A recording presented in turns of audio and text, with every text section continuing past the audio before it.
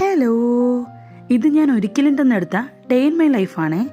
ഒരിക്കലെന്തെന്ന് വെച്ചാൽ കർക്കിടക വാവിൻ്റെ തലേന്ന് ബലിതർപ്പണം ചെയ്യുന്നവർ എടുക്കുന്ന വ്രതദിനത്തിനെയാണ് ഒരിക്കലെന്ന് പറയാറ്.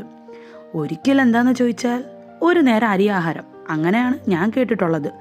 അന്ന് രാവിലെ ഗോതമ്പ് ദോശയായിരുന്നേ. ശർക്കരയ്ക്ക് പകരം അമ്മ പഞ്ചസാര വെച്ച് തേച്ചു.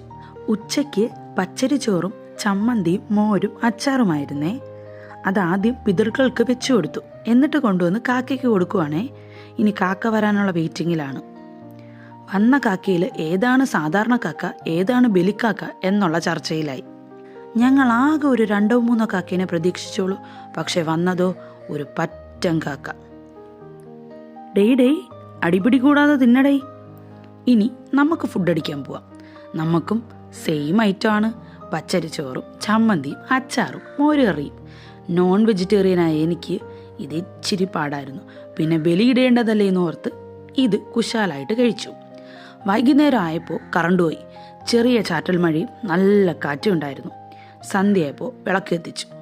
ദൈവത്തിനോട് കുറേ പരിഭവവും പരാതിയൊക്കെ പറഞ്ഞതിന് ശേഷം കുറച്ച് സാധനങ്ങൾ വാങ്ങിക്കാനുണ്ടായിരുന്നു. അതിന് ചേട്ടനെ പൊക്കി ഇറങ്ങി. കർക്കിടകവാവിന് സദ്യ വെക്കണേ. മെയിൻ സാധനം പായസം വയ്ക്കാനുള്ള ഐറ്റംസ് ഒന്നുമില്ല. പാലടയാണ് ലക്ഷ്യം, അതും പിങ്ക് പാലട. ഈ പിങ്ക് പാലട ചമ്പാവിൽ എന്തോ ഉണ്ടാക്കണതാണ് കേട്ടോ. ഞാൻ പരസ്യത്തിൽ കണ്ടിട്ടുള്ളതാണേ.